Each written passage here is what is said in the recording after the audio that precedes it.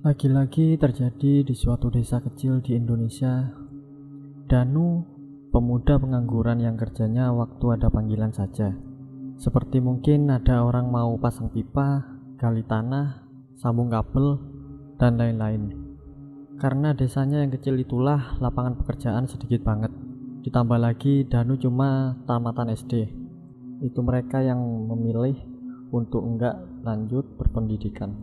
Malah teman Danu yang bernama Rian justru nggak pernah makan bangku sekolah. Memang di desanya Mas Danu ini banyak sekali pemuda yang nganggur dan kerja serabutan. Mungkin karena faktor lingkungan itu berpengaruh untuk nggak ngelanjutin pendidikan. Jadi suatu saat ada panggilan pekerjaan yang lumayan menjanjikan buat Mas Danu dan dua temannya Mail dan Rian. Tawaran ini disampaikan dari seorang sesepuh desa. Bisa dibilang orang yang dielu-elukan karena beliau tokoh agama atau ahli agama. Panggilan sepuh ini Mbah Ar. Waktu itu tahun 2000. Waktu Mas Danu masih jadi bujangan. Awalnya Mas Danu lewat depan rumah Mbah Ar. Disitulah dipanggil Mas Danu yang awalnya disuruh betulin pipa paralon di rumah Mbah Ar yang bocor. Mbah Ar ini laki-laki. Selesai bekerja, Mbah Ar ini ngajak ngopi sambil ngobrol-ngobrol dengan Mas Danu di teras rumah Mbah Ar. Yang intinya Mbah Ar ini nawarin buat kerja di tempat pengobatan tradisional. Cukup menjanjikan penjelasan dari Mbah Ar, karena Mas Danu juga butuh pekerjaan. Akhirnya tanpa babi bu, Mas Danu langsung menerima tawaran itu. Besok setelah sholat Jumat ajak teman-temanmu. Kita pergi ke sana biar Mbah kenalin sama pemilik pengobatannya. Ajak Mbah Ar pada Mas Danu. Setelah pamit, Mas Danu langsung sampaikan ajakan Mbah Ar ini ke temannya Mail. Kemudian disusul jalan berdua ke rumah Rian. Memang apa saja kerjaannya Nu? Terus berapa lama kita bakal kerja? Nah, gajinya berapa tuh? Tanya Rian waktu aku baru sampai di rumahnya untuk ajak dia kerja. Aku belum dijelasin sih, tapi itu bisa dijelasin nanti di tempat kerjanya. Yang penting kamu mau nggak? Yang namanya kerja udah pasti dibayar lah Mail. Habis ini kita ke tempat Rian. Jelas aku bersemangat. Ya udah yuk aku ikut. Kapan lagi ya kan? Daripada nganggur, kata Mail. Setelah itu barulah kita nyamperin Rian di rumahnya dan aku ngejelasin kayak apa yang aku jelasin ke Mail tadi. Rian sama semangatnya dengan aku dan Mail dan sepakat bertemu Mbah Ar esoknya setelah sholat Jumat. Ya ampun, kalian jalan kaki? Sambut Mbah Ar dari dalam rumahnya ngelihat aku, Rian dan Mail di depan rumahnya. Kami baru saja selesai sholat Jumat saat itu. Jauh loh lokasinya. Maksud saya bawa kendaraan supaya saya bisa antar kalian. Jelas Mbah Ar yang kebingungan. Akhirnya karena Mbah Ar nggak mungkin ikut jalan kaki dan beliau pun nggak punya kendaraan, kami diberi secari kertas berisi alamat yang beratasnamakan Bu Nining untuk cari sendiri lokasinya. Ya bagaimanapun kami harus tetap berangkat. Mbah Ar juga nitipin kita satu surat tanda kalau kita mau kerja di tempat Bu Nining. Mau nggak mau kita harus berangkat ke sana dengan usaha sendiri, karena katanya perjalanan ke sana memakan waktu 2 jam. Setelah mikir, akhirnya kita sepakat numpang mobil pick up orang yang searah jalannya. Sudah sampai di lokasi sesuai arahan Mbah Ar, tapi menurut supir pick up, desa ini masih masuk ke dalam. Cuma jalan setapak menuju ke sana. Akhirnya kami turun dan jalan lumayan jauh ke dalam. Sempat terbesit di pikiran kami, siapa yang mau datang ke sini untuk berobat? Apalagi kerja. Lokasi yang masuk ke perkebunan dengan jalan yang sempit pula, jauh dari pemukiman warga. Gak lama setelah itu kami lihat ada bangunan seperti perumahan yang aku kira itu awalnya pondok pesantren. Yap, betul. Inilah lokasi kami bekerja. Tapi bukan pondok pesantren ya, cuma bangunannya aja serupa. Kami mengetuk pintu bangunan itu dan menanyakan kejelasan alamat ini dengan seseorang yang membukakan, entah itu siapa. Apa betul ini yang dimaksud Mbah Ar? Ternyata betul. Akhirnya sore itu kami sampai juga setelah perjalanan jauh. Dipanggilkanlah Bu Nining dengan orang yang menyambut kita tadi. Setelah itu kami menjelaskan kedatangan kami dan memperkenalkan diri, memberi kertas titipan Mbah Ar dan langsung dipersilahkan masuk oleh Bu Nining. "Ini tempat apa ya, Bu?" "Pondok ya?" tanyaku waktu dipersilahkan duduk. "Bukan, Nang, ini tempat berobat, tapi bukan pengobatan medis," jelas Bu Nining dan aku pun paham. "Di sini ada pekerjaan untuk kami kan, Bu? Kira-kira pekerjaannya apa ya?" tanya aku berusaha membuka pertanyaan. "Iya betul, tapi sebelumnya apa kalian sudah menikah?" "Masih berjaka maksud saya," tanya Bu Nining. Aku, Rian, dan Mail agak terkejut kenapa hal seperti itu yang ditanyakan. "Iya Bu, masih. Memang kenapa ya?" tanya aku agak terbata. Intinya Bu Nining menjelaskan itu cuma sekedar persyaratan untuk kerja di sini. Setelah itu kami diajak berkeliling tempat tersebut dan dijelaskan di sini pekerjaan kami hanya jadi pelayan. Aku awalnya bingung untuk melayani apa dan siapa. Akhirnya diajaklah kami ke lokasi lebih dalam dari lingkungan bangunan-bangunan yang menyerupai pondok pesantren itu. Bu Nining berhenti di depan ruangan kosong yang ternyata di dalamnya ada ruangan berpintu lagi, gelap dan remang-remang, cuma mengandalkan cahaya lilin di beberapa sisi ruangannya.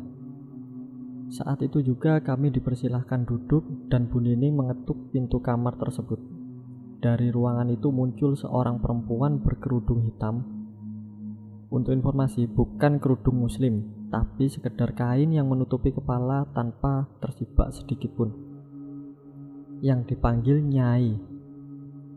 Perempuan itu perlahan duduk di hadapan kami. Kami nggak bisa melihat jelas wajahnya, tapi kami bisa tahu perempuan itu masih muda terlihat dari kulit kencangnya di bagian bahu yang sedikit terlihat. Wanita itu cuma menggunakan jari yang menutupi tubuhnya dari dada sampai lutut. Bu Nining akhirnya menjelaskan inti dari pekerjaan kami. Jadi kami diminta melayani perempuan itu layaknya suami istri. Kami terkejut awalnya, karena betul-betul kita bertiga yang melayani perempuan itu secara bergantian. Tapi semua itu jika ikhlas dilakukannya, Tuhan akan mengampuni segala dosa kami jika berkehendak, dan kami akan dibayar dengan jumlah yang besar. Dengan menyetubui perempuan itu, Bu Nining juga mendapat kesempatan untuk menolong orang-orang yang membutuhkan kesembuhan dari penyakit santet yang zolim. Bu Nining juga menegaskan bahwa beliau sangat anti dengan santet. Justru dirinya malah prihatin dan kasihan dengan pasien-pasiennya yang menjadi korban santet. Semua kemampuan Bu Nining ini atas kehendak dari Yang Agung Nyai, yaitu perempuan di depan kami, dan juga kehendak Tuhan Yang Maha Esa. Dari penjelasannya aku mempertimbangkan, tapi lebih banyak setuju daripada enggaknya. Cuma beberapa keanehan saja yang bahkan enggak bisa menggoyahkan ketekadanku untuk menyetujui tawaran ini. Mulai dari gaji dan tubuh perempuan belia ini yang kelihatannya betul-betul seksi dan menggoda. Kami siap melakukan apapun. Kami bertiga pun sepakat. Setelah itu Bu Nining menanyakan usia kami. Rianlah yang paling tua di antara kami. Jadi malam itu juga deal, langsung dipersilahkan kami melakukan hubungan intim dengan perempuan itu secara bergantian di dalam kamar di ruangan itu. Dari Rian, kemudian aku, lalu Mail. Kalian tahulah kayak apa hubungan suami istri. Jadi aku nggak perlu mendetail lagi. Setelah berhubungan, aku ngerasa ada yang janggal, tapi masih aku simpan sendiri perasaan ini. Waktu di kamar, aku melihat betapa cantiknya Nyai ini. Tapi setelah selesai aku sesekali mau membayangkan lagi. Tapi justru yang aku ingat malah sosok mengerikan. Tubuhnya hitam, tertutup bulu, dengan wajahnya yang menyerupai wanita tua. Kami selesai di hari pertama itu kira-kira jam 1 atau 2 malam. Kita sudah disiapkan kamar oleh Bu Nining untuk istirahat setelah bekerja. Di sana kami bertiga ngobrol sebelum tidur. Aku mengeluh soal apa yang aku bayangkan soal Nyai. Kenapa aku sama sekali nggak bisa mengingat rupanya yang cantik itu. Ternyata begitu juga dengan Mail dan Rian. Mereka sama-sama sulit mengingat sosok cantiknya, tapi malah yang teringat sosok menyeramkan. Di sini kami baru berasumsi kalau jangan-jangan Nyai bukan manusia. Kami baru berpikir apa kita dijadikan suguhan untuk jin. Kita dijadikan tumbalnya untuk jin peliharaan Bu Nining. Bisa jadi seperti itu. Aku merasa semakin yakin kalau sambil membayangkan rupa Nyai yang harusnya cantik malah jadi mengerikan itu. Kita takut, tapi kita bercanda nakal soal ini. Kapan lagi kita dapat uang sebanyak ini? Lagian, udah enak, dibayar juga lagi. Kata Mail. Iya ya, kapan lagi? Udahlah, kita nikmatin pas di dalam kamar aja. Selesainya yang penting uang. Pulang ke desa bawa uang banyak. Hahaha, jelas aku. Udah mantap juga Nyai itu. Cantik, seksi. Udah betul gak usah dipikirin pas udahannya. Yang penting balik kampung kaya toh. Tutup Rian yang juga setuju dengan aku dan Mail. Kami berpikir masih bingung soal resikonya. Akhirnya besok paginya kita tanya ke Bu Nining. Waktu itu Bu Nining menjelaskan sama seperti awal kita akan bekerja, gak ada resiko. Bu Nining menekankan kembali bahwa yang kita lakukan justru bisa menutupi dosa. Itu hal yang lazim dilakukan. Dan kalau kita misalnya mau berhenti dari pekerjaan ini, kita sendiri yang harus mencari penggantinya dengan syarat yang sama, yaitu laki-laki perjaka dan belum menikah. Pekerjaan ini cuma bisa dilakukan pada hari Jumat saja. Jadi waktu kita mau melakukannya, ya lakukan, nanti kita dibayar. Tapi kalau sudah nggak mau melakukannya, seperti yang tadi dibilang, harus dapat pengganti dari kita. Kalau Nyai bukan jin yang suka menakut-nakuti atau mengganggu, Nyai cuma butuh kasih sayang lelaki perjaka, supaya Nyai bisa memberikan kekuatan untuk Bu Nining untuk menyembuhkan orang-orang dari jeratan teluh dan santet.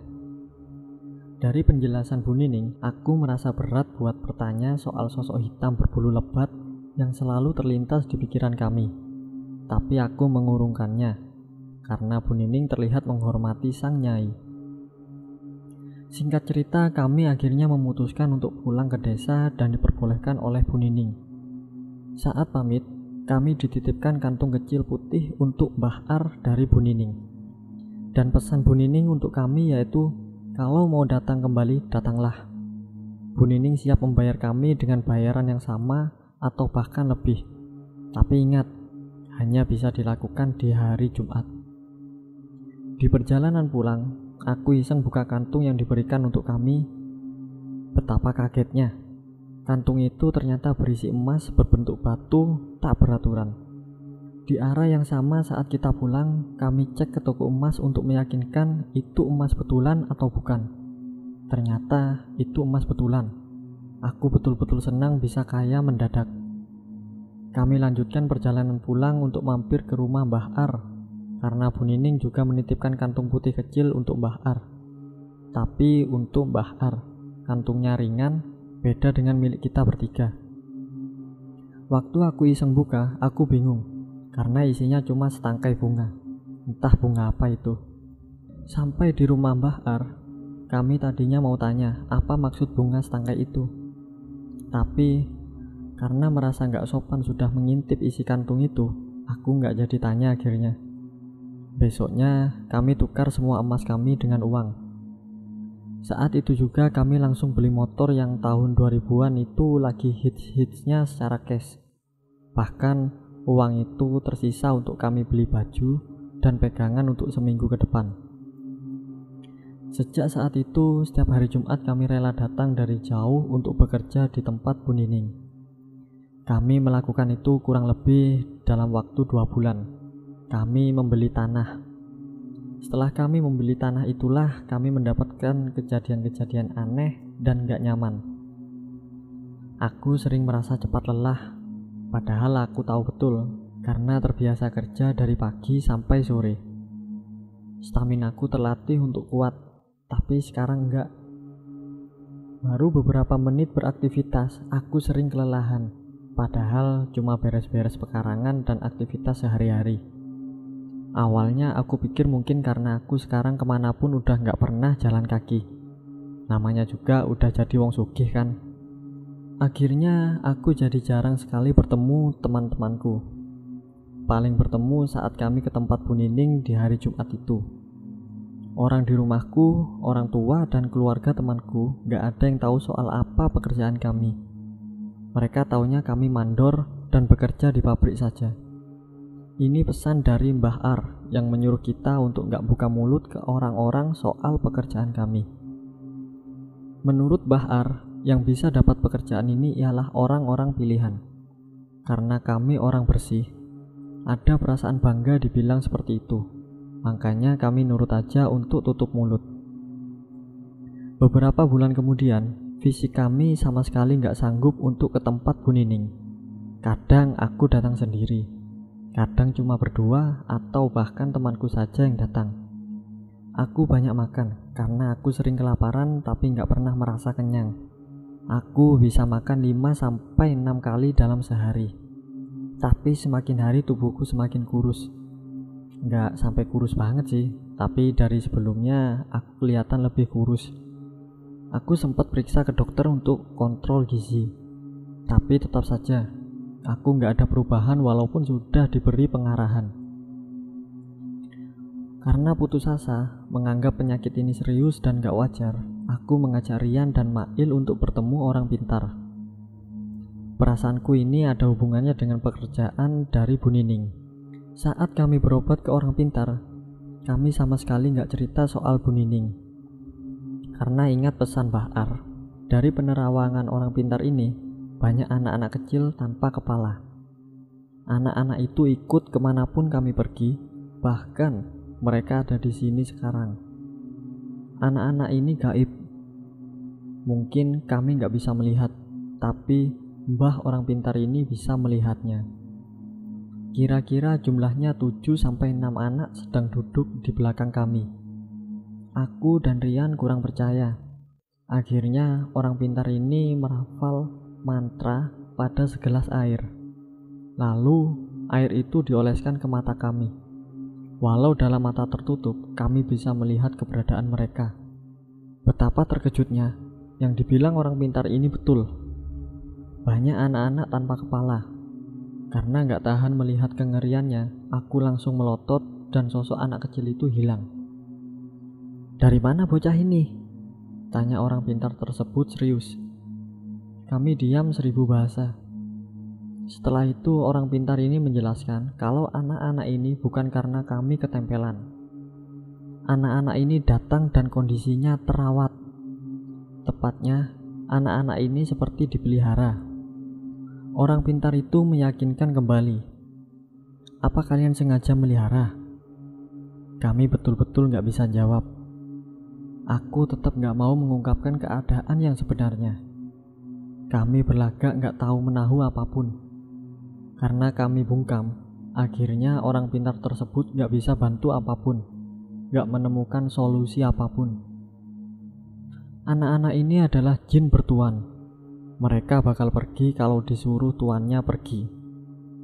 Orang pintar ini hanya bisa mengusir jin tak bertuan. Orang pintar tersebut gak tahu harus berbuat apa. Alasan kami cepat capek dan selalu lapar tanpa kenyang karena anak-anak itulah yang menyerap sari-sari tubuh dari kami termasuk energi. Ya, jadi selama ini kami makan juga untuk makan mereka, menurut penjelasan dari orang pintar tersebut. Karena nggak ketemu solusinya, kita sepakat ke rumah Mbah Ar untuk mengeluhkan ini. Dari Mbah Ar akhirnya kami ke tempat Bu Nining untuk membicarakannya lebih detail. Mau marah pun segan, karena kehidupan kita jadi lebih makmur karena Bu Nining, biarpun keadaan fisik kami bisa dibilang miris. Dengan santun Mbah Ar menjelaskan protesan ini dan tunduk dengan Bu Nining. Kami bingung. karena Mbah Ar jauh lebih sepuh secara umur daripada Bu Nining. Tapi biarlah, mungkin memang watak Mbah Ar seperti itu. Tanggapan Bu Nining dengan santainya bilang, "Bocah-bocah ini datang untuk menjaga kalian. Mereka nggak berbahaya." Dari penjelasannya jelas berbeda dari yang dijelaskan orang pintar kemarin. Efek dari anak-anak itu betul-betul membuat kami nggak punya gairah hidup. Ini malah menuju fatal. Aku akhirnya memutuskan untuk di hari itu juga aku putus kontrak dengan Bu Nining. Aku mau memulai hidup yang normal lagi. Bu Nining setuju dengan syarat harus mencari pengganti kami. Karena tanpa pengganti kami, Bu Nining gak akan bisa melepas anak-anak tersebut dari kami. Yang lebih mengejutkan menurut Bu Nining, ternyata anak-anak itu adalah anak hasil hubungan kami dengan Nyai. Anak itu dihasilkan dari sperma kami sendiri. Walaupun mereka bukan manusia, kami tetaplah bapak dari anak-anak tersebut. Kami pun berpamitan setelah mendapat kejelasan. Mbah Ar mencium kaki Bu Nining sambil meminta maaf soal keputusanku, yang membuat kami makin terkejut melihatnya.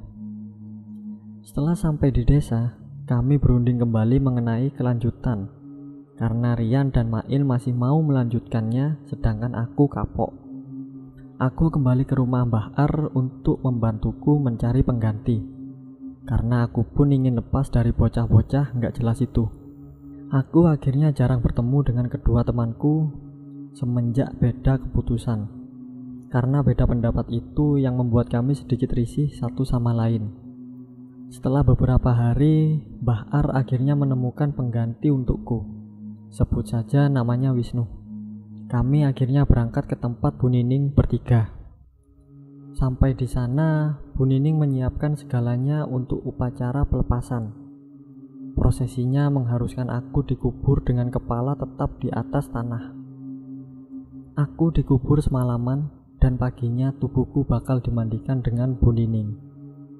Setelah semalaman, tubuhku dimandikan dengan air bunga melati dicampur jeruk purut, entah maksudnya apa. Selesai dari itu aku dipersilahkan pulang. Mbah Ar dan Wisnu sudah pulang lebih dulu di hari kemarin. Makanya aku pulang sendirian. Akhirnya aku terlepas juga. Aku bertekad gak akan pernah datang lagi ke tempat Bu Nining. Anak-anak ini gak sepenuhnya langsung menghilang. Penderitaanku yang selalu kelaparan ini masih berlangsung berbulan-bulan dan menghilang perlahan. Setelah 2 tahun, tubuhku akhirnya normal kembali. Staminaku kembali normal dan akhirnya aku bertaubat. Sadar kalau perbuatanku itu salah dan aku memang betul-betul polos. Aku akhirnya mencari ustadz untuk curhat begitu. Dan ternyata Pak Ustadz ini seolah tahu Bu Nining. Dijelaskannya Bu Nining ini ternyata memang seorang pembuat aliran sesat, memelihara jin, pesugihan, dan lain-lain. Dan mengenai Mbah Ar dan 2 temanku, kubiarkan saja begitu tanpa tahu kabarnya. Tapi 2 temanku ini masih jadi pelayan Nyai. Sampai di tahun 2007 aku dengar kabar Bu Nining diusir dari desanya. Mungkin ada kaitannya dengan aliran sesat ini dan diketahui warga. Sampai akhirnya di tahun 2009 Mbah Ar meninggal dunia. Entah karena apa, tapi memang beliau sudah sangat sepuh.